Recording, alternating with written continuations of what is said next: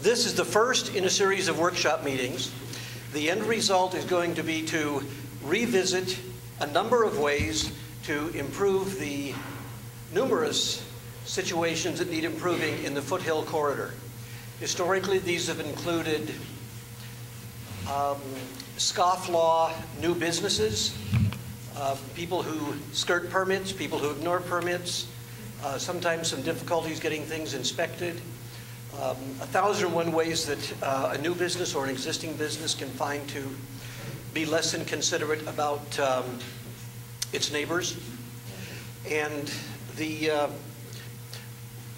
first person that we're going to have speak is Mr. McManus, president of the Sunland Tujunga Neighborhood Council. Going to give us a little bit of the history, talk about what's been done, and a little bit more about this series of workshops and its plans for improvements. Thanks. I just wanted to kind of welcome everybody. I'm hoping that as these workshops continue, that we see more and more attendance. This is, you know, if you think back into long ago history, before the 210 was here, Foothill Boulevard was the only thing that ran up and down this valley. And once the 210 was there, Foothill Boulevard, to some extent, became sort of like parts of Route 66 that were bypassed. And then, so the community was still here, but the boulevard was sort of began to fall into some level of disrepair. And I think as we were taken in by the city of Los Angeles, you know, by hook and by crook, we ended up with this long boulevard, you know, 4.5 miles from the freeway to Lowell, that makes up our community. It's the spine of the community, and people worked very, very hard to get a specific plan put in here. The general plan looks over the whole city, and then the few areas that we're able to put a specific plan in to talk about and to try and put some guidelines to the specific nature and the specific desires of the community that is serviced along Foothill Boulevard. We were lucky in some regards because we were able to get a specific plan passed. We were able to get it implemented by the city. But in the process of that, many things happened to it, from its original envisioning to what ended up being the plan that's in effect today. Now, it's an ordinance, and it has the effect of law to put some design guidelines, some restrictions, some wish, and some structure around what we want and what should be allowed and what should not be allowed along the Foothill Boulevard corridor. I think that what we discovered over time, I know that what we discovered over time was that in all cases that plan did not work effectively. So it was there, and maybe even the words were there that should have worked effectively, but because the people who make those decisions and the people who issue the permits and the people that are involved in this down in City Hall, they always didn't pull it out and look at it. They always didn't pay some attention to what it said. So we found ourselves over time in a series of debates and battles and controversy with us and the city of Los Angeles to try and get the implementation of the plan to be what it was supposed to be. To follow both the spirit and the letter of that law, and to try and protect the businesses that go in here, to try and turn Foothill Boulevard into a thriving business corridor supporting a vibrant residential area and the rural areas that surround us. And we found ourselves in a constant debate about this. And partly the debate, sometimes the debate was malicious. Sometimes the debate was malicious. Sometimes the developers were trying to put in something they were trying to get by. They thought that they could get by because nobody's paying attention out here, and they would push things through. Sometimes those things happen. People would put in businesses that shouldn't be here. Sometimes it was neglect. Sometimes somebody didn't know that the specific plan existed, and the person who issued the permit didn't look at it. So they issued the permit, and then the person person would come in, and then our land use committee would say, whoa, this doesn't fit the guidelines in the specific plan, and now we're going to go and we're going to push back on, you know, this business owner who may have been innocent to some extent in trying to get in, and now they're in a big controversy, and we're expending energy, effort, time, money in a lot of cases to try and correct these things. So I think that the genesis of this workshop and what we're hoping that will happen over the next period is to have a series of workshops where we can teach ourselves. And this is, you know, I think about this, and in the dialogue that I had with a lot of my colleagues on the neighborhood council, we realized that you know, we one of the things that we look at very successfully is what we did with Home Depot, and kind of in holding them off. And then some people will say, well, that's an example of the specific plan working. But the fact is, no, it did not. It did not work. It was something that if we would not have stood up and organized ourselves around the enforcement of the specific plan, that permit would have been issued, that business would have opened, and that would have been that.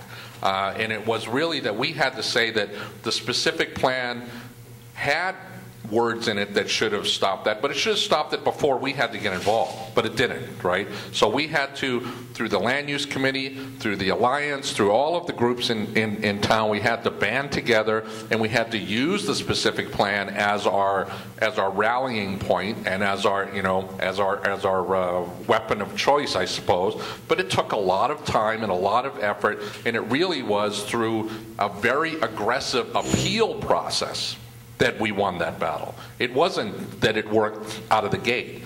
So what we're looking at is we're trying to say, can we look at the specific plan? Can we see, and we've learned a lot in that process, and we've met people who have worked on these things in other parts of the city, and we're trying to say, can it be better? Can it be more effective? Can it have more teeth in it? Can it be more clear? Can it be updated to say, these are the kinds of businesses that exist today that have never been addressed in the plan. These are the kinds of businesses that are addressed in the plan that no longer exist. Can it just be kind of brushed up, tuned up, and can it be done in an effective way that is safe for us? Now, there's a lot of concern. You know, well, what if we do this and we end up with it goes just crazy, and we end up with some sort of free-for-all, you know, invitation to developers to just bulldoze the place and make it into whatever they want to do. So we have to be careful. We have to be careful, but the way that we'll be careful is to be educated. So we're going to learn. We're going to discuss it as a community. We're going to figure it out. We have. You know, we have a committee that's going to assemble these workshops, but the workshops are really designed as a process. It's a long process, because this is not something to toy around with. It's not something to just rush, you know, kind of willy-nilly into. We have to be cautious. We have to be careful, but we have to be brave, and we have to have the sense to look at it and say, we're smart people, we can learn what we need to learn, we can understand what we need to understand, and we can craft something, some sort of a solution that makes the Foothill Boulevard specific plan better, right? Now, how that happens at the end of the day, we don't know today. We don't know today. We're working towards that, and we'll figure that out as we go. But we'll do it in a way that's methodical, that's open, that's transparent, that allows the dialogue to happen. Because ultimately, what do we want? We would like Foothill Boulevard, 4.5 miles from here to there, to look good, to be a place in the community where we can be proud of. We have, and it doesn't matter what side of any of these issues people fall on. Everybody drives up and down Foothill Boulevard. Everybody says, why are there so many businesses that are closed? Why does this one keep opening and it stays open for 6 months and then it's gone and the next one's in there? So we all have that same desire. Now, what the details are, we don't know. What the final outcome will be, we don't know. Not today. But we will learn, and we will do it in an open dialogue with each other to learn what we need to know, to understand the history. How did we get from the beginning to here, and what should be the reasonable steps to move forward? And if we do that, we'll end up in a good place. And you know, I think about this. I moved in, I bought my house here in 1998, 150 feet off of Foothill Boulevard on Hill Haven. And You know, there's the town, the commerce center is there. It's something new. It's still empty for the most part. It's got one spa in it, right? But most of the things up and down are the same. There's very few changes, right? So it's been years and years and years.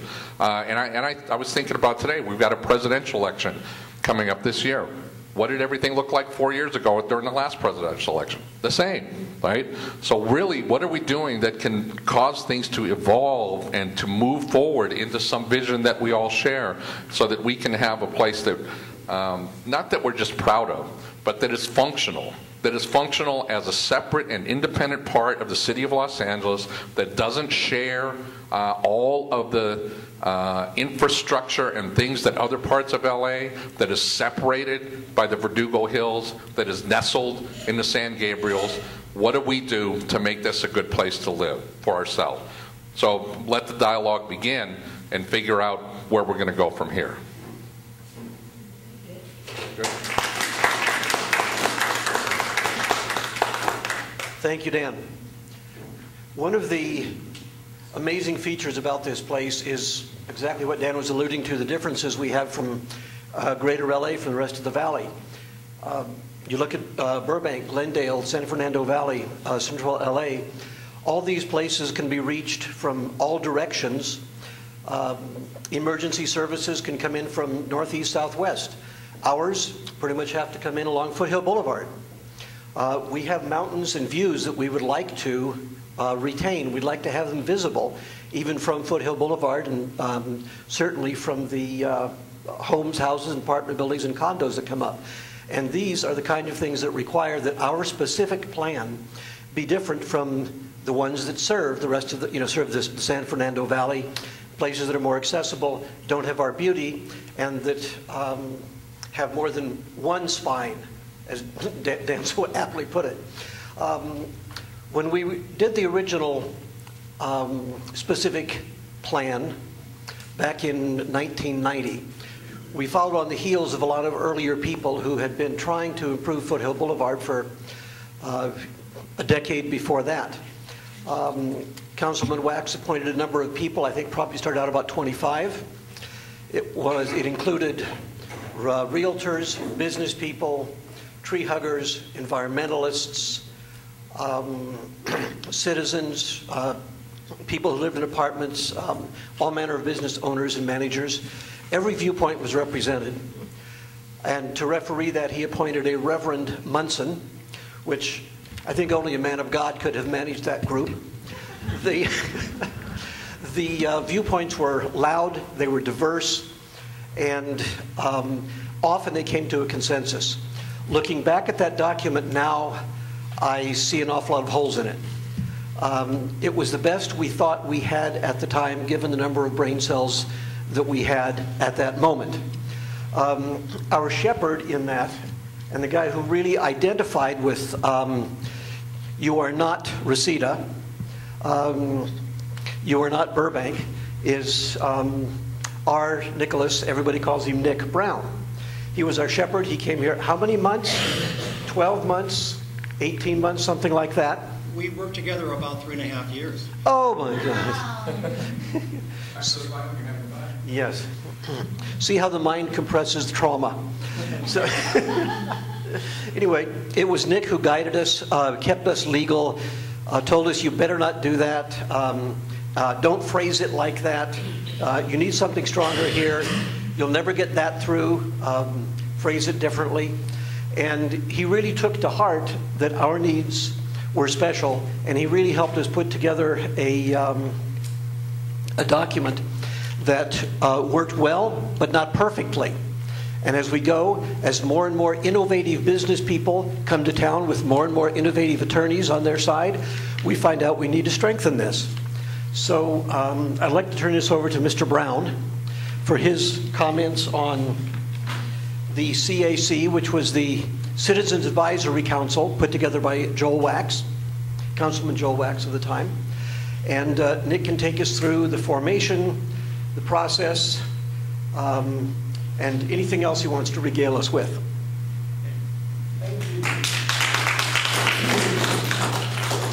Good morning, good morning. Well, you know, I am really pleased to have this opportunity to speak to you today, and I'm really actually honored. And a part of that feeling comes from the fact that I feel like I've done a full circle. I'm 29 years into working with the City of Los Angeles. I only have one more year left. A person at my number of years, they lock us to our desk and have us create policies, develop programs.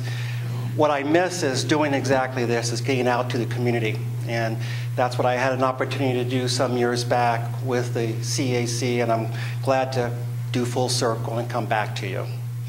What I like to do is I want to move over to another mic, and I want to give you a chance to change your chairs, to move them around. At the same time, I want to start to distribute some materials that I prepared for you. So let's take a moment just to kind of organize ourselves.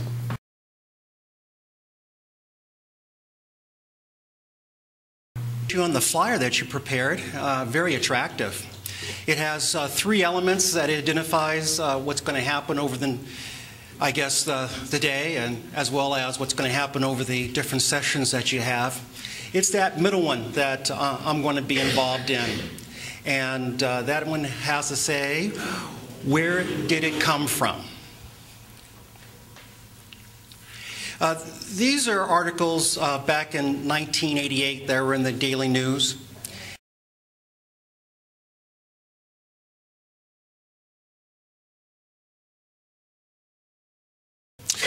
I'm not sure how many you remember. I understand you are currently going through some questions of redistricting, but it was back around 1986 that you had a similar battle, and that was with the premature death of Howard Finn. He didn't have an incumbent, therefore the position was left open. During the same time, we had a court order in the City of Los Angeles to redistrict, to have a representation of different groups that were more common or similar to the census than anything else. The community, Sunland Tujunga, fought the City of Los Angeles because the idea was that you would be associated with a portion of downtown. Your feeling was this is a rustic, idyllic community, has nothing to do with the urban area of downtown Los Angeles. What ended up happening was Joel Wax, who was already in office, they changed his district around. And it ended up that after the redistricting, 30% of his votes came from this area. When he came on, and by the way, it was a battle. He didn't want to do it, but when he came on, you welcomed him so well that he felt welcome to this community, but he felt after looking at this community that he wanted to try to help you preserve and conserve what you had here.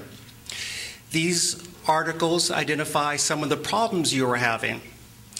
Now, what ended up occurring because of the development you were having led to Joel Wax introducing 2 motions to City Council that were adopted. One motion was to create an interim control ordinance that would regulate development during that time until we have a permanent ordinance, and that was a specific plan. So what you saw within that motion were what we call whereases. These whereases actually identify some of the problems of the area, and I think for us to get a better understanding of what was happening then, let's go through some of those whereases. Whereas the existing Sunland Tujunga Lakeview Terrace Hills District Plan is experiencing continuous multiple unit residential development in areas containing multiple unit residential and commercial zoning along Commerce Avenue and so on. Whereas there is a stable single-family neighborhood zone for single-family use which abuts this area that's R3. Whereas there are areas within the corridor that are zoned for commercial use and which also permit R3 or R4 residential development that is incompatible with the adjoining single family. Whereas there's a proliferation of automobile-related commercial establishments on commercially zoned properties in this corridor that threaten the integrity and vitality of the commercial district and adjoining residential areas with regards to noise, traffic, and parking. Whereas the views of surrounding mountains add to the unique character of this district of increasing heights of buildings and commercial zones significantly detract from the scenic resources. Those whereas led to a therefore I will do the following. And what he did was he allocated staffing in the planning department so that a city planner, that was me, as well as my staff, Vincent Lorenzo, we worked for 3.5 years to prepare a specific plan. So that adoption of that motion was February 28, 1989, and that interim control ordinance was adopted at the same time. That interim control ordinance went through a series of extensions and reenactments, altogether about 5 times until we had a specific plan. Now, there are several key milestones to a specific plan. One is, as John was talking about, the planning staff working with the Citizen Advisory Committee. The other key milestone is the hearing officer public hearing.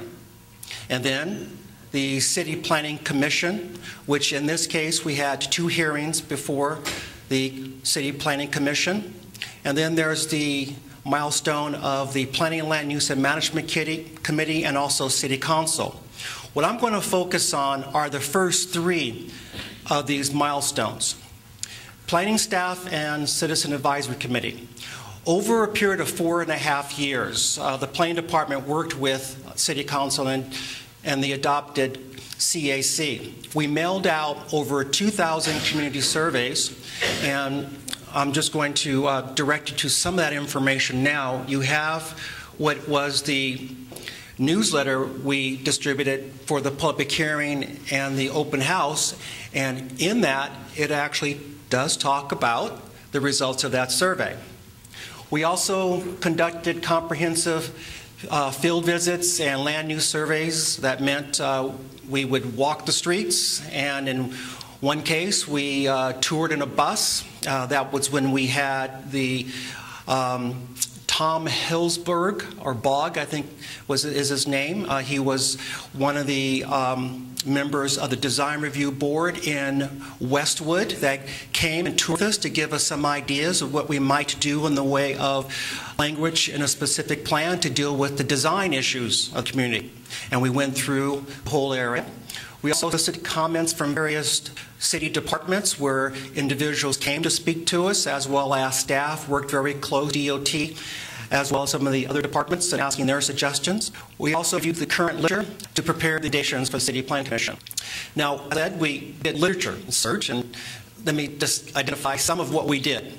This is a document that was prepared for the CAC, and this is where we look at the 5.5 miles of foothill, which is only part of the whole 60 miles of Foothill Boulevard that starts at Newhall Pass and goes all the way to 210, that other jurisdictions were doing something with Foothill Boulevard also. So we did a research to see what they were doing.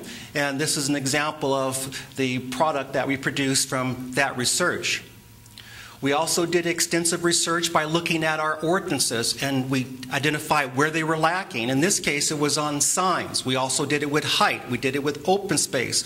We did it with a number of different issues where we contrast what we wanted to do and what the city already does. One of the things that was very important is because of the complexity of what we're dealing with, and that as a veteran to planning, it's easy for me to follow much of this. However, what was important is because we were working with laypersons that we created documents that actually would track what recommendations the CAC had and how that related to what we did and the work we were doing as staff. So we would go back and forth with these kind of documents that show a modification matrix of this is what you said last time we met, and this is what we did. And this is the way in which the CAC was able to keep track of much of this information. The second milestone is that of the open house and the public hearing process. And I did identify that you have the newsletter that we prepared for that. And let's take a look at that. At that time, it was pretty innovative. And that was, of course, before Twitter and before Facebook and before really the kind of things we see on the web. So as some say in my department, man, that's old school. But it was innovative for its time. First off, you have a discussion that is Dear Community, and it talks about the process. And that process being the actual open house. What we decided to do was to have the open house and public hearing together. What that did was that the open house was an opportunity for everyone to just kind of greet and meet, come understand what it is that we did in the way of the preliminary plan. What we had were we had tables set up where, first off, there was a greeter that would identify what we were doing for the day and where certain information can be found. There was a circle that met periodically to give additional detail on that, and people were able to ask questions within this information circle. We had tables that were set up for different aspects of the plan, so if you have a specific interest, you can go to that table and ask questions. But that was how we structured the open house. Also, when you read the newsletter, you have the results of the survey that was done, which was mailed out to about 2,000 residents or households in this area. And I think the return rate was around 32%, which is considerably high for a survey, which means that you can actually, if you wanted to do a statistically sound analysis, you could do that with that number of responses. So the results of that survey are included in this newsletter. And then this also describes the different processes in the way of how we start with an initial plan, we go to a draft preliminary plan, and then we have a preliminary plan, open house, proposed plan. So this identified for those who attended the public hearing the process, and they knew by our discussions of how they can be involved in each aspect, each part of that process. We also had a list on the next page of other government offices, and that's just because what we found out that what was really needed in this area was beyond just planning department being involved. It really did require building and safety for enforcement. It required LADOT for traffic issues, Department of Recreation and Parks. It really does require for the city family to come together. And this was just only one component, meaning the specific plan was only one component of what can be done. So we wanted to provide these contacts so that individuals knew who to contact for their different concerns. The next page, we wanted to identify what our mission was, and that it actually related to several other important programs that were going on in the city, and that in our case, yes, we were looking at just this area, but other programs, while they were citywide, also influenced what was to occur in this area. And then the final pages, we just have more information about the specific plan. Now, from this document and what we did, we want to prepare what we call a question and answer pamphlet. And I'm just going to let you read that when you have some additional time, but these were some of the questions that were asked, or we thought they would be asked, and we wanted to answer them. Now, the wonderful thing about putting in this format, meaning in hard copy, is that while we discuss these things at the open house and the public hearing, they were still able to walk away with it and do additional research. And as you will see from the newsletter, we had this very creative thing called an after-hours planner. It's where it was a computer setup that talked about certain aspects of the plan or about the CAC, what we were doing at that time, or whatever was important. But it was also a way that if someone picks us up at home, reads this, and wanted to say something to us, they could pick up the phone and leave a message for us on this computer that we would get the next day and respond to them. So we call it the after-hours planner. Now, one of the things we did as a staff is we did I guess you would call it a self-assessment. And I included that as a part of the materials I gave you. One of the important things of this self-assessment is that we actually identified where we thought we didn't do as good of a job as we could have done, and we identified why. And I want to go through some of those because if you see where we thought the weaknesses were in the plan, you can get a sense of what you have inherited and what you may need to consider if you're going to revisit this plan. One of the things that we rated ourselves low in was service limitations. It says, staff believes the extent to which a project balances service limitations of the city with the community is low. And it goes on to say that what we could not do in this plan is to help coordinate some very important services to this area, such as sewer, water, recreation. We were not able to take this comprehensive approach because the motion itself did not identify other departments were to work with us. That would be Public Works, Recreation and Parks, and even the Los Angeles Police Department. So it was just the Planning Department. And therefore, we could not incorporate many of the needs of your community from some of these other departments. So we rated ourselves low on that. We also rate ourselves low on coordination, and in part this is because of the lack of in the motion identifying that other departments had to work with us. But what we said is staff believes the extent to which the project contributes to the coordination of city departments is low, and for the reasons I just mentioned. Interestingly, what we name here is a Community Redevelopment Agency, and I'm sure, as you know, we don't have one anymore. And it's going to be interesting to see what kind of tools we create to actually encourage development through providing the assembly of land as well as monies that allow them to be able to grow or to develop. We also rated ourselves low in the special needs category. And what we say here, staff believes the extent to which the project contributes to special needs of the city and the community is low.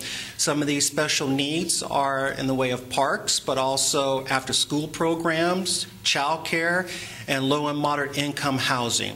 We rated ourselves low on that. And we rated ourselves moderate in the way of health, safety, and general welfare. But those are some of the weaknesses that we saw in the work that we did. Now, so much talk about what was done focuses on the specific plan. The specific plan was just one component. There's a specific plan, there's the design guidelines, and there were general plan amendments and zone changes. So I'd like to go through some of this with you, but let me just identify the process and how this happened that we ended up with three different components to this. Yes, the direction was in the motion to prepare a specific plan. And that was initially what we prepared, as well as some general plan amendments and zone changes, which I'll talk about in just a second. What wasn't a part of that proposal when we first went to Planning Commission was design guidelines. That was all kind of incorporated into the specific plan. But let me just share a story of what happened with the Planning Commission and how it came to having the design guidelines. The day of Planning Commission, September the 9th, 1993, in preparing for that day, I was approached by my supervisor and told, management has recently decided that we're not going to do any more specific plans. And we want you in this presentation with Commission to water it down. Now, mind you, I didn't know what to do with that. I was still very new to the department, didn't understand the politics. But I'll tell you where my heart was. My heart was, wait a second, I worked 3.5 years with the CAC. And this is what we came up with, and I don't know what water it down means. So I went in and just gave my passionate presentation of why a specific plan was needed. What ended up happening was I got a talking to by management, and basically I was considered a person who was not a team player. Now, mind you, I would not have promoted to the position I am at in management if that stayed my reputation. Things changed. But what ended up happening after that is I worked with management, and they wanted to take this specific plan and recraft it into something that's a little bit different than what we have had in the past. And what that required us to do is to take out a lot of what we thought should be shells in the specific plan, because the specific plan is an ordinance. It says, you shall do this. And we put a lot of what was once considered a shall into guidelines. And these guidelines are, you should do this. So that was one of the ways that this document changed. Now, the benefit of doing that, though, is that with the specific plan, if you want to change that, it requires an ordinance. That is a very intensive process of going through working with the community, to planning commission, to city council, to the mayor. However, guidelines are not like that. Guidelines are adopted by your planning commission, and if you wish to change them next week, next year, you could do that. You can modify them. So there are a lot more flexible documents that are a lot more dynamic, but yes, you do have to deal with the fact that there are shoulds, and they're only guidelines for individuals. But with year 2000, we saw neighborhood councils, which gives you a lot more leverage to take those shoulds and ensure that they become shalls. Now I want to talk a little bit about the general plan amendments, but let's just close Planning Commission with when we came out of Planning Commission in February of 1994, they, like the document, they did have several changes that they wanted to see. And one was that we were going to sundown the landscape requirements in the specific plan to when the citywide landscape ordinance was adopted, and then that would be the governing requirements for landscape as opposed to the specific plan. Another was that the curb cuts that we want to decrease along the street. And the reason why you want to decrease curb cuts is because if you're trying to create a pedestrian fill of your streets, what you don't want is to be interrupted by vehicles coming in and out, because that interferes with the flow of pedestrians. So we were attempting to close curb cuts, but Commission wasn't comfortable with that when it came to the gas stations, so they put in an exemption for gas stations. And they also wanted to do something regarding non-conforming signs and give them a time to be non-conforming until they actually had to be removed, so that we built that into the plan. Now, this is what is sort of an unknown part of the specific plan and process we did, and those were some of the general plan and zone changes. And I would like to maybe have a little dialogue with you, because this is the first time I've been back here in a number of years, and I didn't have a chance to cruise to Boulevard to see what has happened to some of these areas. So I want to ask you, maybe you can tell me what has changed over the few years. So here is an example of where we took a portion of property that was zoned industrial. I should say general plan for industrial. Now, mind you, what you wanted in this community was more commercial. So you ask, why is there industrial property right on Foothill? So we took that industrial designation and we changed it to commercial.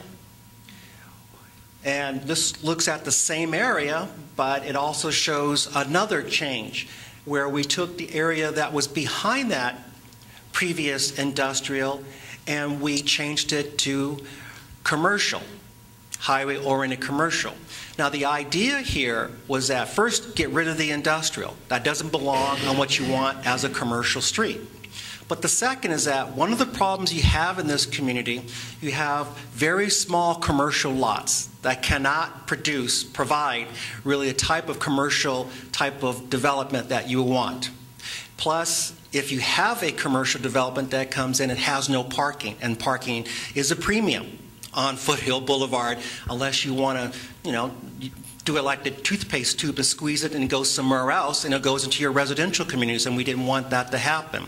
So we, in this, deepened the commercial area in hopes that developers would see that, and what they would do is to assemble properties, put in a commercial project, and take the area back and use that also. So looking at this area, does this look familiar to you folks?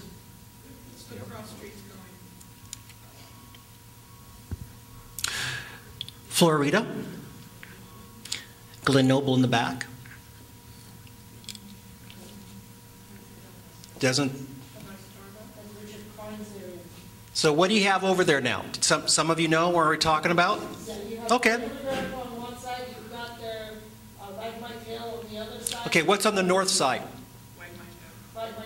Okay, how long has it been there? Just recently. Okay. It used to be the bicycle shop, and then it used to be a furniture store, and now it's White Mountain. Now, is it, do you think, on the just the front portion of that property, or did it go into the back portion? Didn't change, okay. Well, you might need some more incentives that you put out there so that you can assist development of that nature. That's what this was created to do, is to provide for more commercial. In this example, we took what was the low residential that was behind some existing commercial, and we redesignated that high-oriented commercial with the same idea that we would be able to hopefully see in the future the assembling of properties and the use of this area that we just changed in the general plan. Let me explain something to you that might be a part of why it might have been a little bit of a hampering effect for someone not to utilize that area and back. When we do a general plan amendment, we are inclined to not also change the zone at the same time if that zone is more restrictive. And the reason we do that is because we are a city that, number one, we choose to want to know what it is that's being developed. If we were to have changed the general plan and changed the zone, that means that someone then can walk in and get a permit from building and safety and never go through a rezoning, where we now have additional control over the project. We see a project and we can mitigate any potential impacts of that project through the rezoning. So we tend to not allow, or we tend to not encourage where we do the general plan and the rezoning. And we also used to say, well, why do we want to give away a zone change? Make them pay for it. And that way we have the project, we can mitigate any potential impacts, and we can help redesign that project to be what we want it to be. So because we didn't do zone changes here, it's very possible that what some said is, I'm not going to go through that process. I'm going to just take what I got, and work with this building, or I don't know. But those are some of the questions you need to ask, is why what we have done here in the way of general plan amendments did not take effect. Similar, what we did here was we took an area that was low residential and we changed it to highway-oriented commercial. So this is Ora Vista. What's over there now? This is north side of Foothill. Anyone can tell me? Did anything come in behind there? What'd they do with it? Nothing. Well, it's the process that sometimes takes a long time, and this economy has made it even slower for many communities. So here we took a general plan, and we had the LTDC, which is limited commercial, and in this case we changed it to highway-oriented commercial, which allowed C2 type of uses. And here we took a good portion of land and we took it from its low designation and we made it into low medium 1. So here we are, we have taken an area that we're actually proposing residential. And why is that? Well, if you were to look at the zones that we allowed to have occur there through this designation, they were the zones that are typically used for condominium development. Not R4, not R3, which leads to typically apartments, but instead we put RD zones on those. And that's what we were hoping to happen, that in this area we'll create a more of a mixed-use type of project with the commercial and maybe opening up to the residential and back. Oh, let's go back to that. That's right. Mount Gleason, that's the one that's to the right. And let's see here, Mount Gleason. Is that the Vaughns or what's to the left? Or is it to the left where the Summit Road is? Actually, Mount Gleason's on the right side of the What's over? You can see where Foothill starts to curve, where that new shopping mall is. And you can see where the Sundowner is right in that little triangle. Oh, okay. It's a repeat of the same thing. So what's happened to that area? Nothing. Well, it's not totally true. Oh, okay. Foothill Boulevard where it comes Here. right there, that used to be just a pet. Could you give this to her? Well, actually, I can walk it. I can walk it. Here. Tommy, can you use a marker? I'm sorry. I made you come up there and There you go. Oh, now Tommy, this is Jardine here. Right here, this is Jardine. This is going down below the Tiger Center. What you're talking about. What? Yeah. Right here is where Foothill turns going up.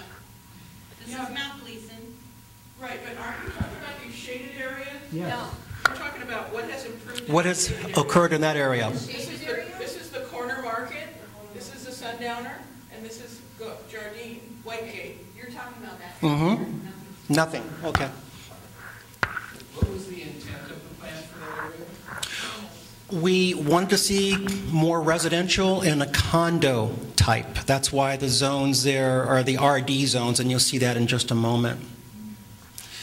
And here's another example of where we took the low residential and we made it into highway commercial. In this case, we wanted to get rid of the potential for RE9, RS, and R1 and instead open these back lots into commercial, so there'd be deeper lots and hopefully type of commercial development that would be more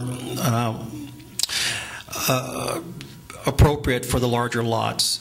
And this is another general plan amendment where we took the limited industrial that was on Foothill and we changed it to highway oriented. And now we did do some zone changes, and these were situations where the general plan allowed for commercial, however the zones were industrial. Now, just a note, that wasn't caught by, and some of you may remember the AB 283 project, okay? That's where the city of Los Angeles lost a lawsuit, and we were told by the courts that we had to bring our general plan and zoning into consistency.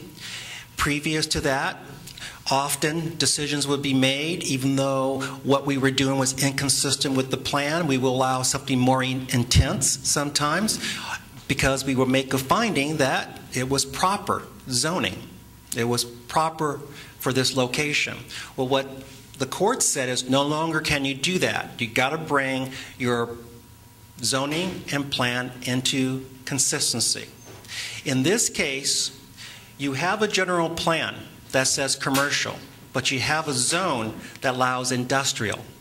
That industrial is a more intense use than allowed by that general plan designation. That's inconsistent. So here we were following through with the AB 280 program and what they missed, but also we wanted to get rid of that industrial zoning, and here's why. When someone goes in for a building permit, building safety is going to look at the zone. They don't look at the general plan. So what would have happened, you would have had projects coming in based upon the zone and inconsistent with the plan. Okay? So if you get rid of that zone that's at industrial and it says C2, now what you're going to see is building safety seeing commercial, and that's what's allowed and not industrial.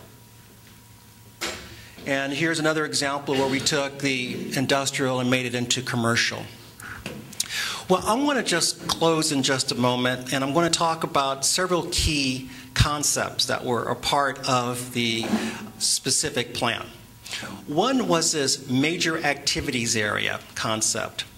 And this actually was very creative. We realized through all our work that not all of this, well, you know, by the way, I've heard 4.5, 4.3, and 4.2, so I'm not quite sure just how long the foothill is in your area, but I think it's 4.3. Okay, but we weren't confident that one plan could fit all for all that 4.3 miles.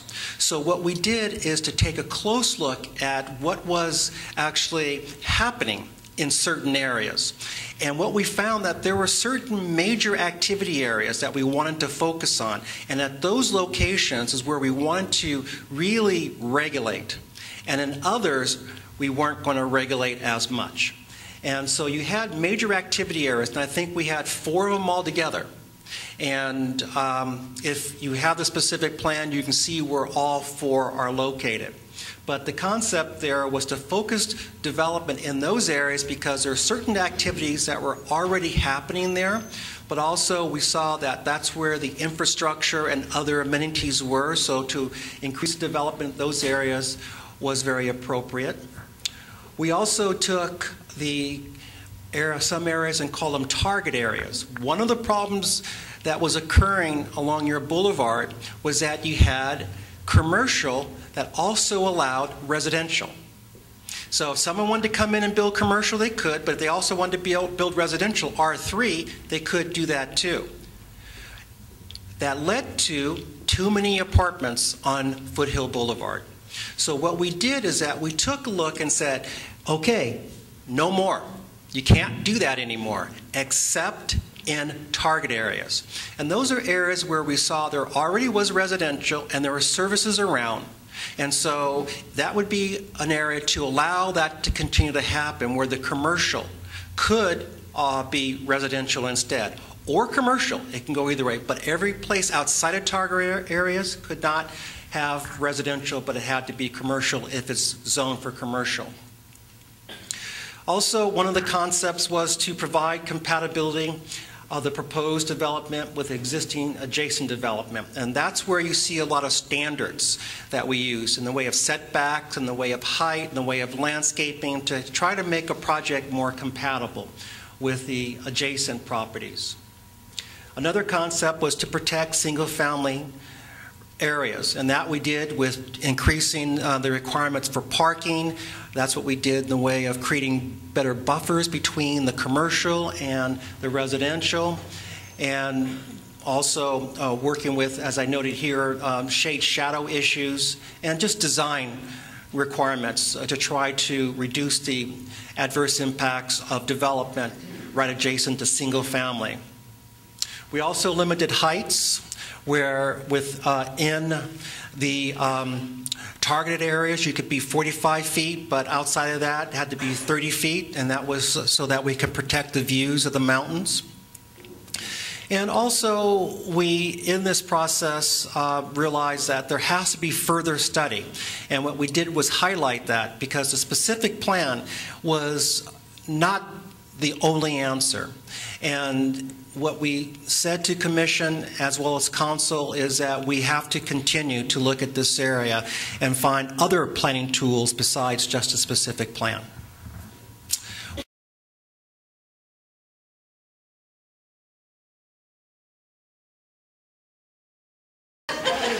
Okay, shoot. With what you're doing today and these series, you want to have these DVDs put into the file, right, so that anyone that comes to review this material will have this.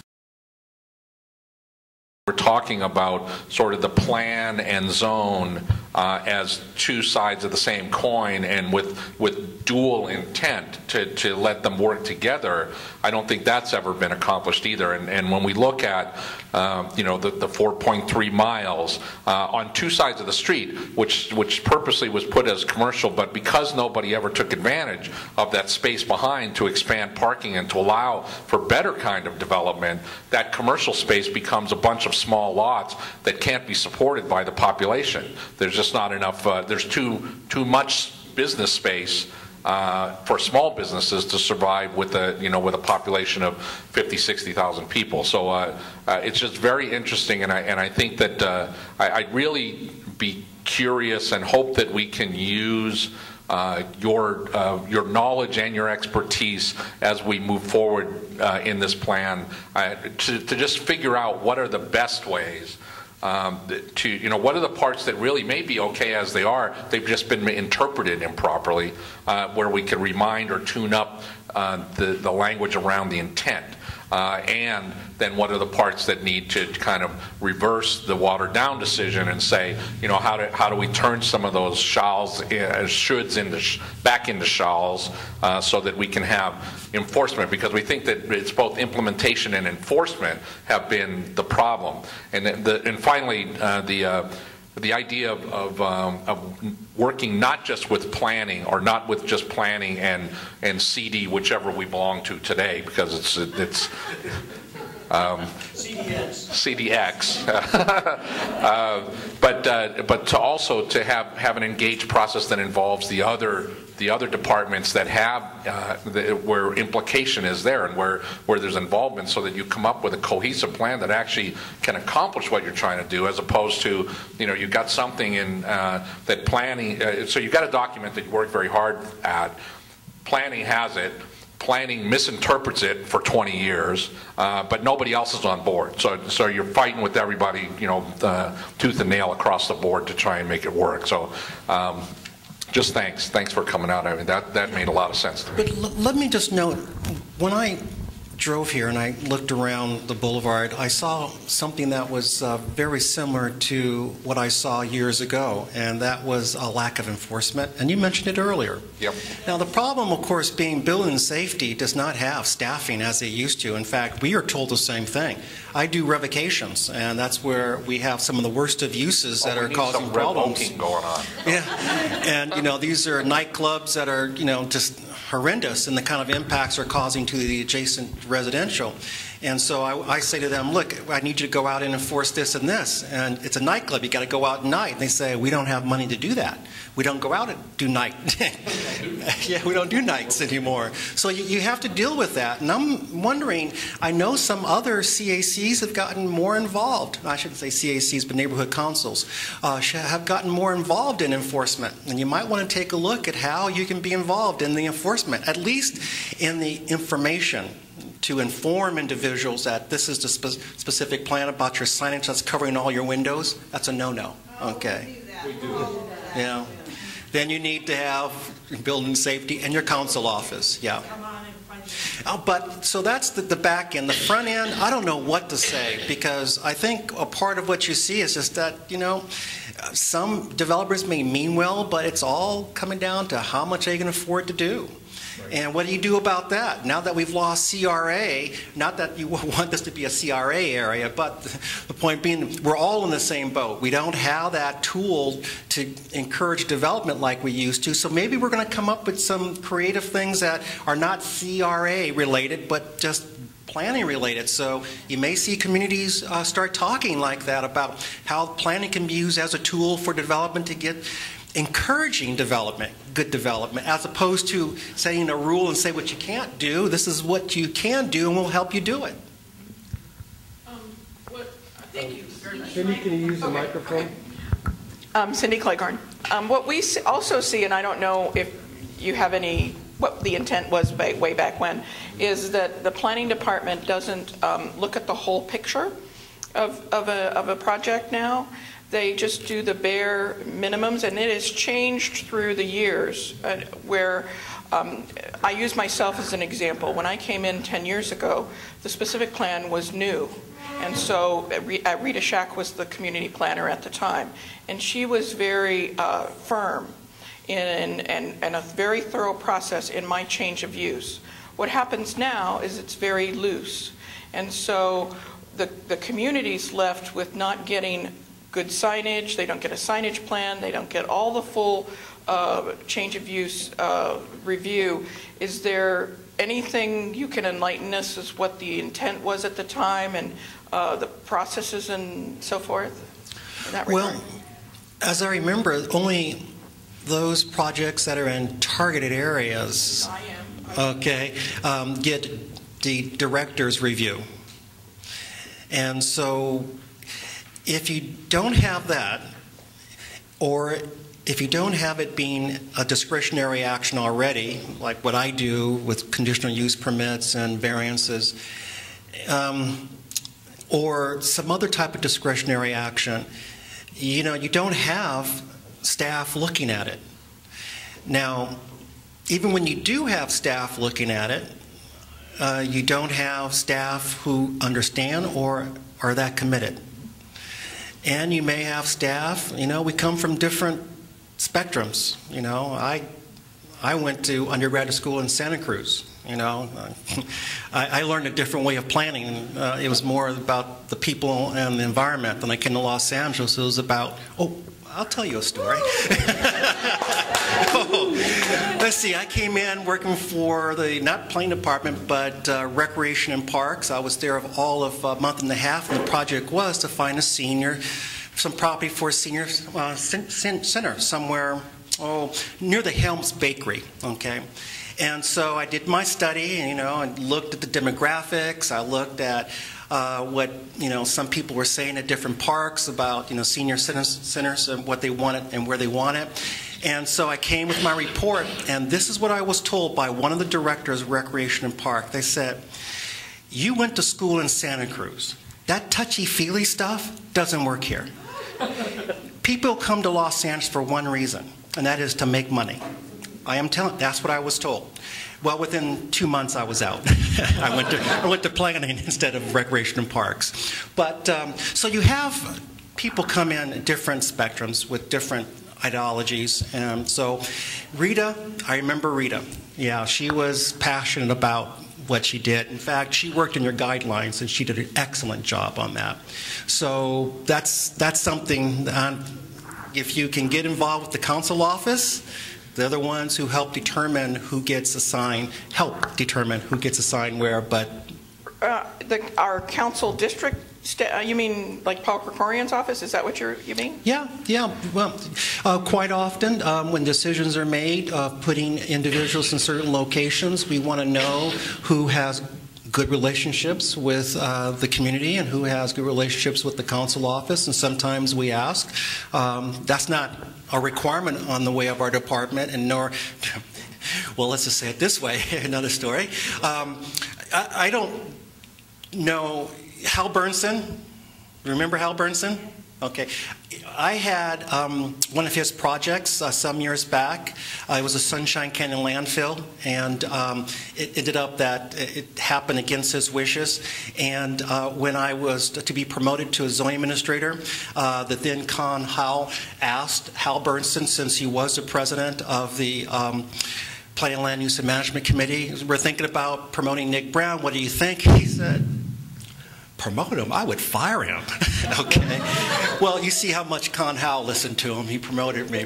But so we don't always listen to the council office, but it does give us some advice. Yeah, I just wanted to add that we want to see good development and good signage, and we want to see the community improve. So I guess what it's a struggle, and now hearing about the new information that we didn't really know about the zone changes and the possibilities, how can we go forward, I guess, with this history? It's just a kind of general, because we really do. We want better architecture, we want better design. I think it will be better for those that come before us to have a good project so they can succeed. That's what the community, I think, most in my circle of everybody around wants to see. And Well, I can see that some things have changed along the boulevard. And earlier, when I was asking about some of the things that we did and what's now there, I had to ask what was there. Well, so I guess the first thing is to understand of why the projects have not utilized what we have done. And so that is similar to what we did, but probably a lot more footwork. And what we did was we asked the community what was working and what wasn't. And I think you might want to start there and really having heart-to-heart with some of these developers. It starts with neighborhood council, too. I know you have the early notification system that informs you of projects when they are applied for, even before we know. When I mean we, staff who's assigned to do it. Utilize that process and get those developers, those property owners in as early as possible so that you can help them design their project as early as possible. But main thing is, I guess it's almost like the Chinese proverb, okay, in planning. So if you're planning for a year, you plant rice. If you're planning for 10 years, you plant a tree. If you're planning for 100 years, you educate. And that's what you got to do, is educate.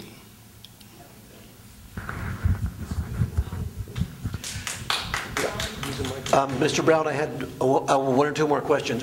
First of all, to address the matter of enforcement that you mentioned, is it next Tuesday that we're having the neighborhood watch? Yeah, next Tuesday we're having an odd combination of a neighborhood watch meeting with the attendance of building and safety. That's great. That's not an odd combination. That's great coordination. Yeah, and one can only hope that's going to offer an opportunity for us to communicate with building and safety that we need a little more enforcement a la neighborhood watch approaches. We hope that's the way that we're received and understood. One of the things I wanted to address is there's a lot of concern in the community, although it wasn't voiced here today, as to whether amending the existing specific plan, opening that can of worms, is safe.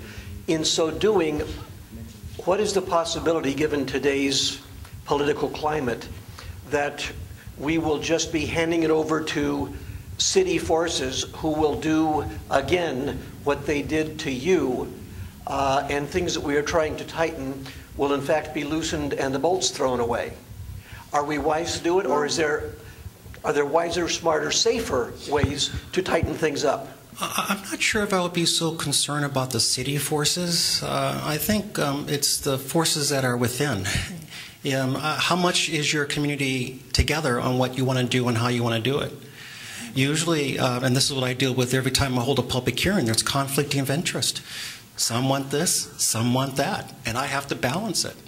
So if you have a group over here, even though the plan says this, however, that group says, well, there's a little gray, and they come on, they may be the ones that get what they want as opposed to the other group. So it depends on what you got going on in your community. What are the dynamics? Do you have everyone that's on board to make significant changes, or everyone on board to make little changes? I'm curious. What is the feeling in this community? I don't know. I think people want to see improvement over time, but I think we also have property owners who, how do I say, they just come in and go forward. They don't know that there's a city process, or if there is, then they've already started half their work, and now they have to come in and they're like, but I own this property. This is my property. So how do you balance that? I mean, we're doing as much education as we can. We're grateful to have the collaboration of different groups and organizations now more than we did several years ago. But still, you know, you can't get everybody out because they're working. Yeah. Well, there's a lot of things outside of your control. There's also old ownership where property is owned for a long time and they're perhaps not here.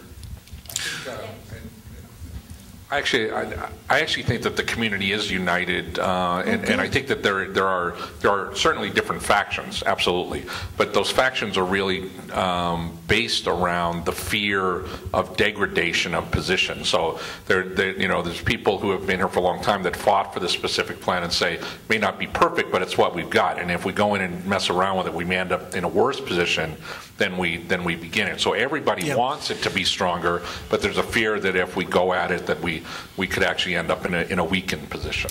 Well, the main thing is empirical. Okay, anecdotal doesn't work that much anymore to come to the city and say, oh, I feel this is what's happening, this is why it's happening. Well, first, do your analysis. Take a look at the prior discretionary actions and why they did not incorporate the requirements of a specific plan. I can tell you that that's in every single report, if they address it or not, and you can come forward and say, look, here's a report that I have in front of me that a decision was made and there's no consideration of the specific plan. Why is that? Okay, and for something like that, that's internal. That is, you need to have staff educated. But I think there are so many different ways that you can approach it. But going back to the question that was asked about the danger in doing it, yes, there is a danger, and that's just because when you start that process, it can be overcome by ideas that are not yours.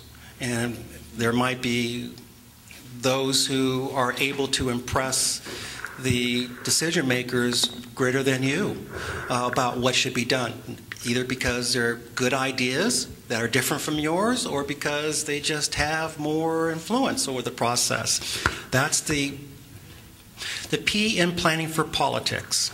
Okay? We have a question over here. Microphone. Maybe you can switch mics because this mic will reach, get to that one. Hi, Mr. Brown. Thank you for coming out today. I'm really sorry I missed the beginning of your presentation. I had other obligations. And I have several questions. I'm going to try and be succinct. I know y'all know I talk a lot. Relative to what you were just talking about, the danger or not of opening the specific plan, and you said the danger is more with the decision makers. So who exactly are the decision makers that we need to watch out for? I'm not in the sure process. If I said it like that, did I? Oops. Well, no, who ends up being the decision makers in an amendment process? Well, the process starts with there is what I call a hearing officer. Hearing officer. Will conduct a public hearing, and that becomes recommendations for the Planning Commission, and so that's the first level of decision making. Then after that is the Planning, Land Use, and Management Committee, who will recommend to council what they should do. But the main thing is that you got to have your council office on board, because they're the ones that sometimes when it gets to planning, land use, and management, the other council members say, and what would you like in your district? Okay, what direction should we take? So that's definitely one. But I wouldn't be so concerned about the decision makers. I would be more concerned about your community. And I say that because if you get good staff on board, what they're going to do is they're going to weigh the conflicting interest and they're going to recommend something. And if you got interest that is different from what you want, it may end up going a different direction than you want. Okay, thank you. All right, is my mic off? There you go. Okay. All right, so let's try it again. Do I have, okay, then I have a couple other questions. And again, I missed your presentation, which I regret, but I understand you talked about the ordinance part of the specific plan that was watered down a little bit. So can you compare our specific plan as it is now with other specific plans that have more ordinance included? You know, I can't do that. It's just because I've been removed from that kind of work for so long. As a zoning administrator, my focus is, and that's a different section of our department. So I know the code, but I don't know specific plans anymore. So I know I'm not able to do that. However, if you were here earlier, you would have seen where one of the things that we did in the CAC was to look at what we wanted to do in the way of a specific plan and compare it to other communities, as well as what was done in the City of LA and compared to what we wanted to do. That's the kind of analysis that you should do, and you'll see for yourself what works and what doesn't work. Okay, I'm going to see your PowerPoint. For sure, I'm going to take a look at that. Thank you. And then, can you discuss at all the relationship of the specific plan to the community plan in terms of the specific plan being the implementing ordinance and the community plan is policy, or what can you discuss about that? You must have taken Planning 101. You got it. On-the-job training. Community activist training. First off, where do you find the information for a specific plan?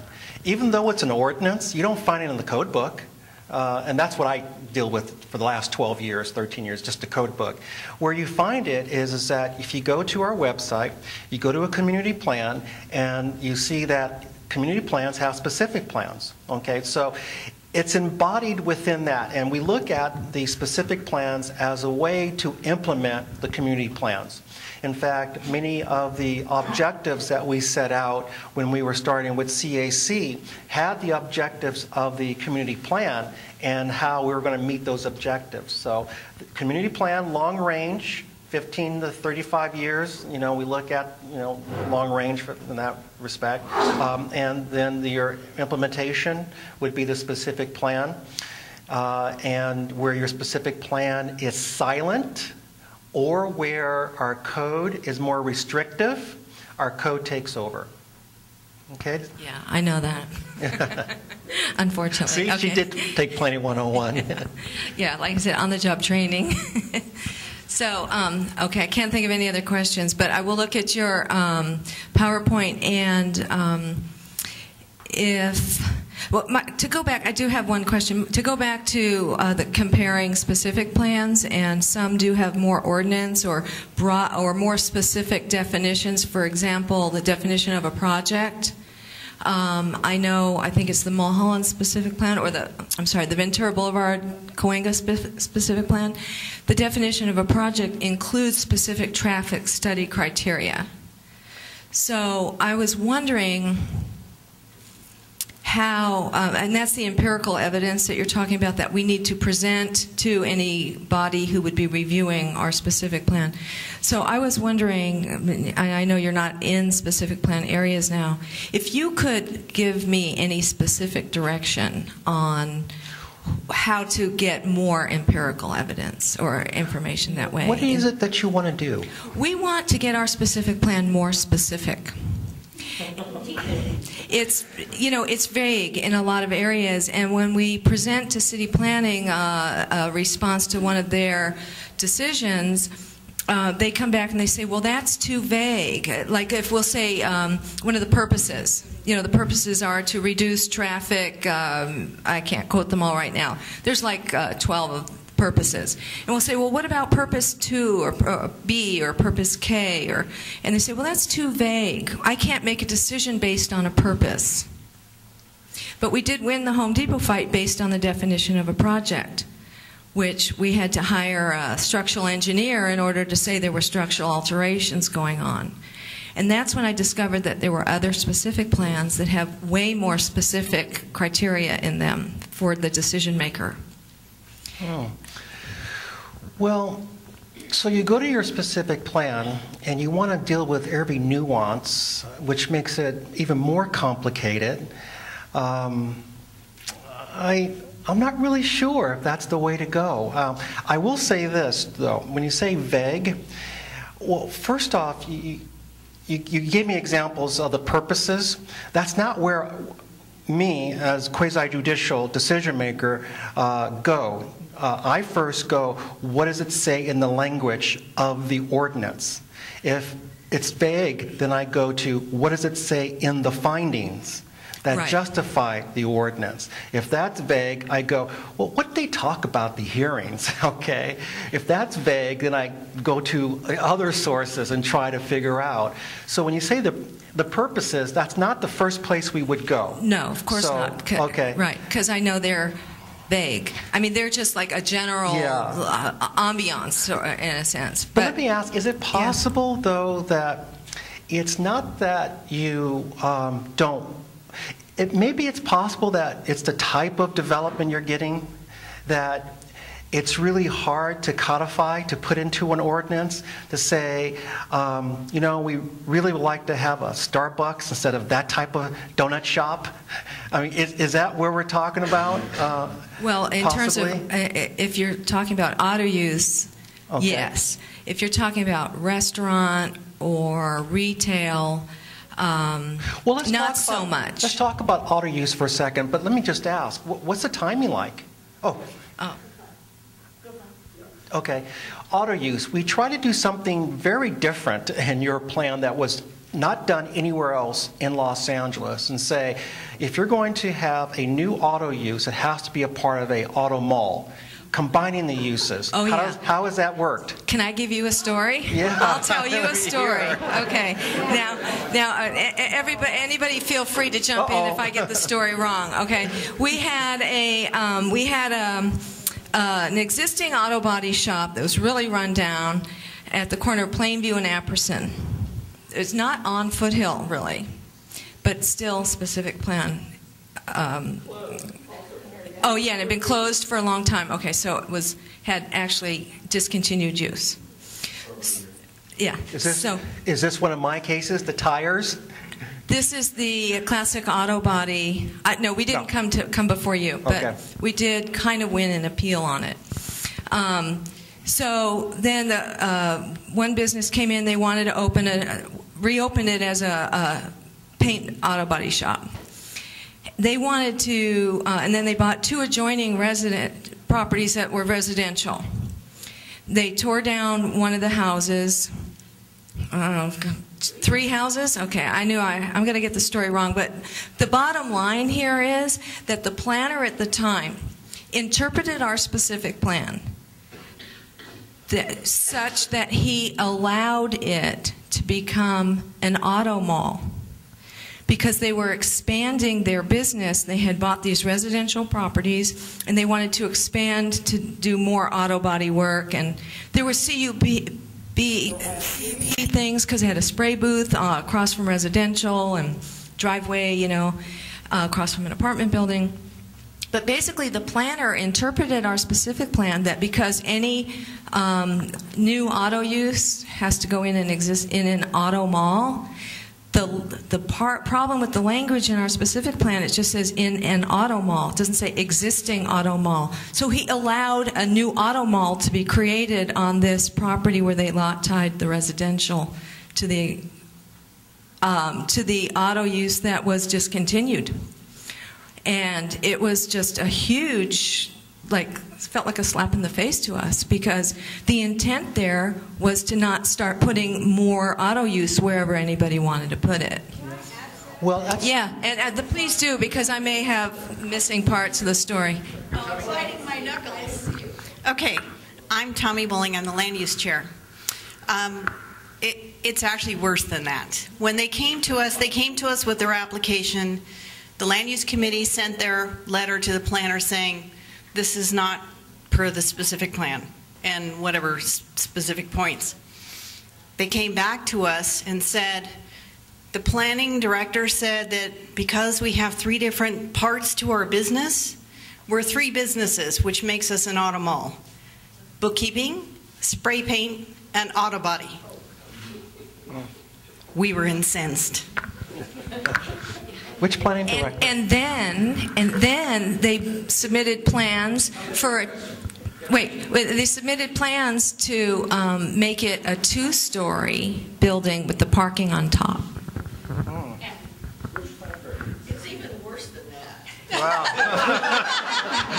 How can it get worse than that? Mr. Brown, when she says vague, the word is not vague. They said that our plan is open for interpretation. And if I interpret it this way, then that's the plan.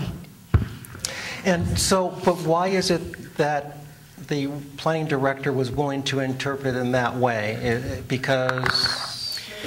non-conforming rights because you don't have enough of that use on the block? Because, Exactly. Yeah, well, This is the crux of the problem, and I Sylvia- started to say that to you earlier.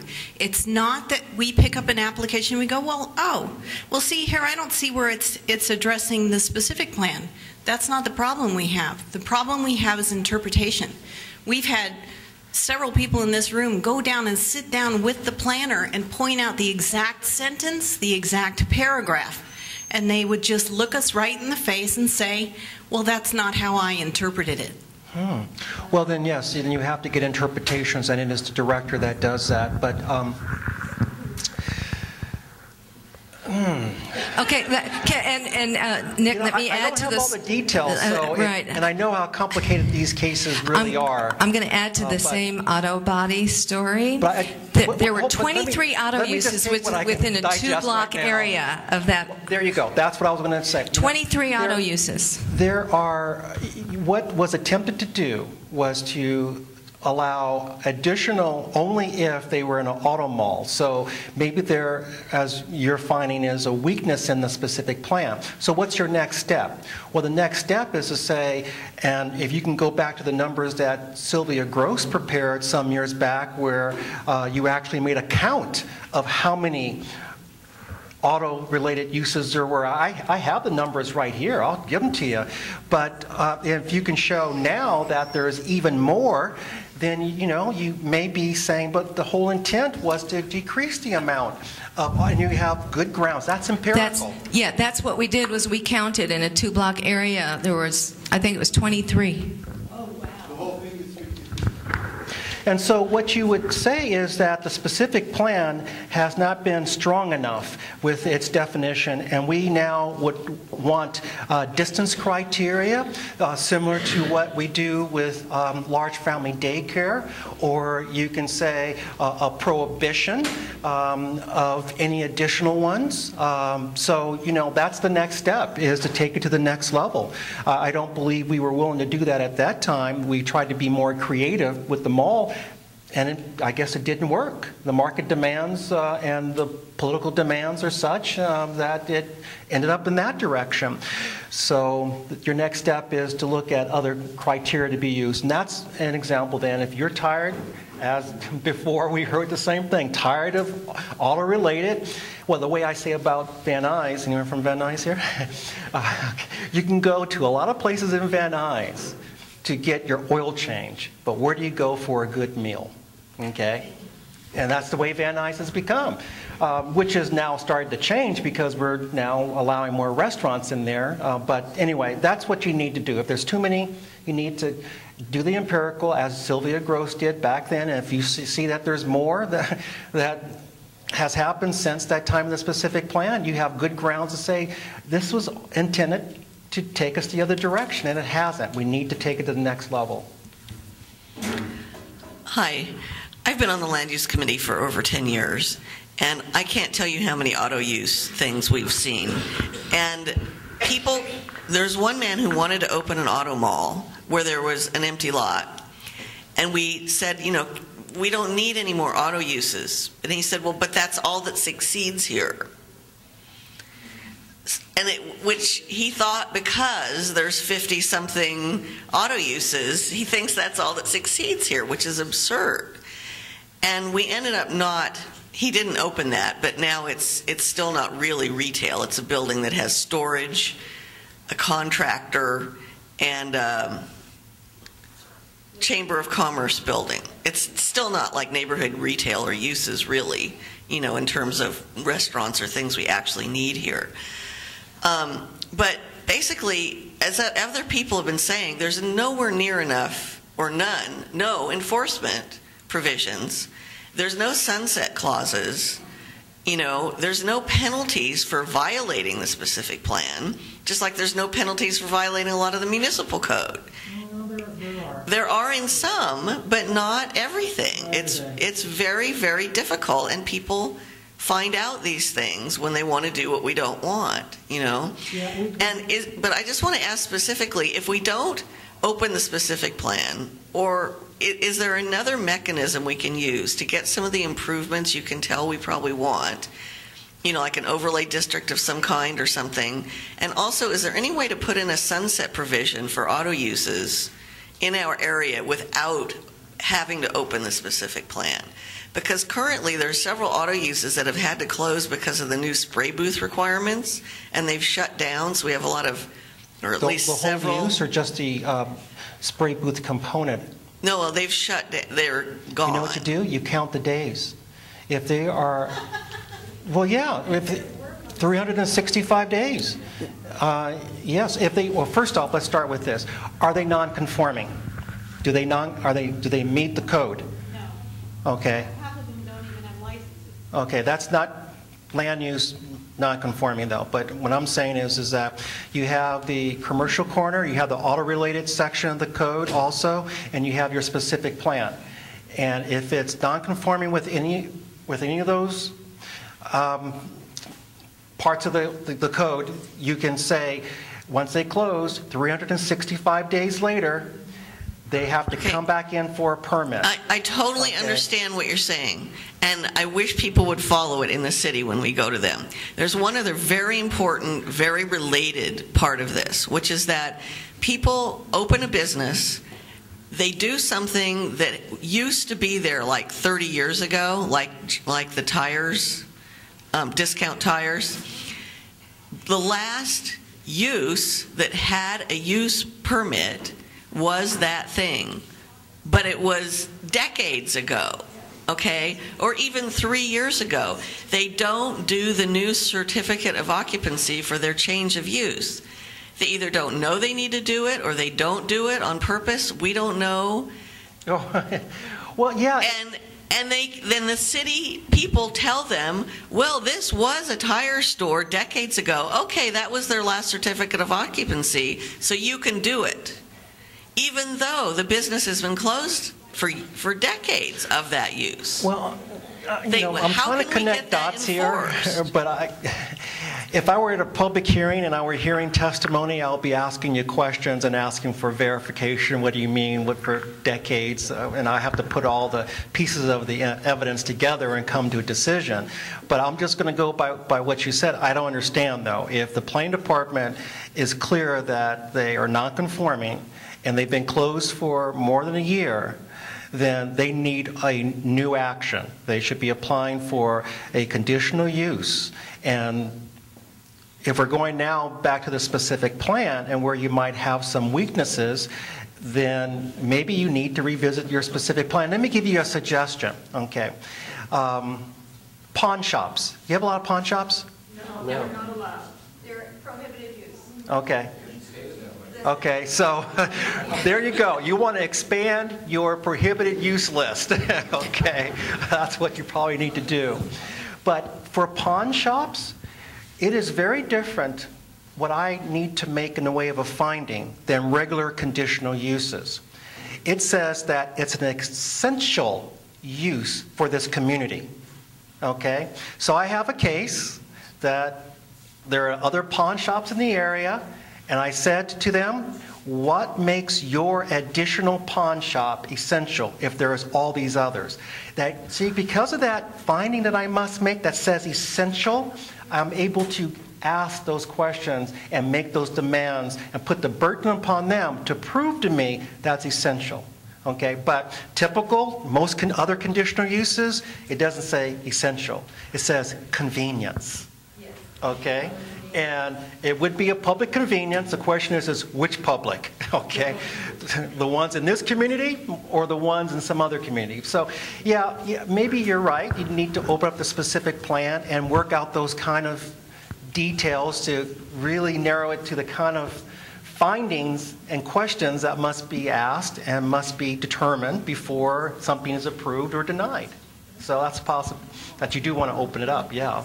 So essential would need to be in the wording of which part? I'm only telling you how I have to work with this type of use, which it has resulted in me saying no to a pawn shop because the threshold level of its being convenience, just a convenience, is raised by that term, essential.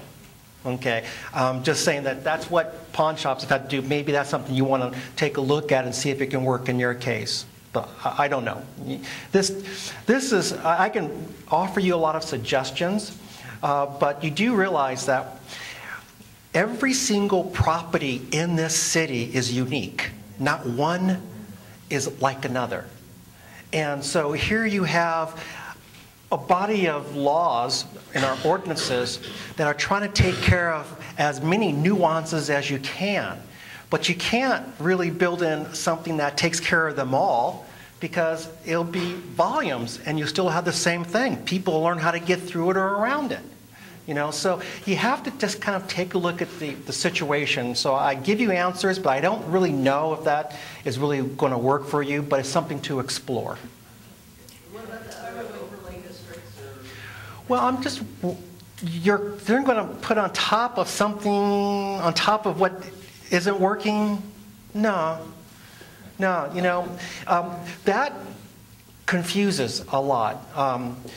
Because you end up having inconsistencies that someone has to read now 2 different documents, actually 3 now. If you have an overlay and a specific plan and the code, we have to figure out where they are a duplication, which is more restrictive. No, I would suggest that if you think that you're having trouble with your specific plan, focus on it. And you don't need something on top of it. Just work with it. Mr. Brown, you are so knowledgeable and so you speak so succinctly, and I can completely understand you. And I like you a lot because you're a plain talker. But you're retiring in 1 year. Yeah. Is there any way that you can stay on board with us through this process to give us advice and be kind of a consultant to us? I came here because of a request and a favor. I've worked with John those number of years, and I said, oh, of course. And as I said earlier, this is sort of full circle for me. So I'm volunteering my day-to-day. However, I'm a zoning administrator. And this is not what I do, and I shouldn't be doing this, okay? Because of my level, I'm quasi-judicial. I am like a planning commission, APC or planning commission. I don't go out and lurk the speaking circuit, you know? I just have to work within what I'm given as a way of a case. So I would tell you this. There are some staff that are in neighborhood planning. Well, I'm not even sure if we call it that anymore. Community planning, I'm not even sure what they're called because we restructured our department last year. But there's good staff there, but they're young. And I think what needs to happen is a lot more cross-training. So right now, we work in silos. You have me who knows the code, downstairs with a few other people who know the code. Then you have community plans upstairs who know the plans, and the two sometimes don't meet. There was a time when we had a process called case comments, where anything I had as a zoning administrator, I would have in the file a comment from someone up in community plans saying, hey, there's a specific plan, there's a community plan, look for this, look for that, okay? We don't have that process anymore. All right? Yeah, we don't get that, okay? So I depend on my staff, who are my eyes and ears, to do that research, but often they don't, okay? And I just, you know, take what I have and wing it. So, you know, to get me or another zoning administrator, I don't think that's going to happen. But to ask the department to remove the silos and have more cross-training, and to have staff stay on a community longer, those are the things you can ask for that will make a real difference. And to get someone who's passionate. Microphone. Can I ask you a question? Well, you already had one consultant here from our department. Who was that? Yeah. He's the one who wrote the auto-related section of the code. Okay, I just wanted to ask I know you. Yes, we worked together for a long time when we were working on the Salisbury plan. My question to you is, our neighborhood council spent a lot of money, thousands of dollars, on outside consultants to do studies. Those studies never went anywhere. would we have been better off to maybe use that money and give it to the city because they know what can be done and what can't be done, and we would have had something that was viable today? Those are both defunct. What did you have them study? Well, we had the study saying what would you like to see on Foothill Boulevard and on Commerce Boulevard. Also parking, because we had no parking. And the last plan, they came up with a penultimate plan. Nothing was ever done with it. And what came out of it, 3-story buildings, did not fit what the community wanted. So I'm wondering if we had contacted the department and used that money for, they say they don't have any, I don't know. aid us with the study. But let me tell you what's happening within our department right now. And you all know the budget issues. But you also probably know that our department for at least 15 years in my office of zoning administration, we've been taking so long to get determinations out. The code book says that a zoning administrator shall make a determination within 75 days of deeming the application complete. Up until a year ago, I wasn't even getting cases to hearing in that amount of time. And then after the hearing, I have to write the determination. So what's happened to our department is to deal with the budget issues and to deal with the backlog of cases. So about 75% of our department, if not more, is over in case processing now. You don't have staffing that are able to do that kind of work, not for a while. Now, so I would say for the next few years, you're on your own, pretty much. Or if you do get a motion, that motion is going to be behind other motions that have been introduced before yours. That any director is going to say, well, I got to do this one next. They're in queue, they're in queue. So when would that kind of study be done by our department? Years from now. So you're on your own.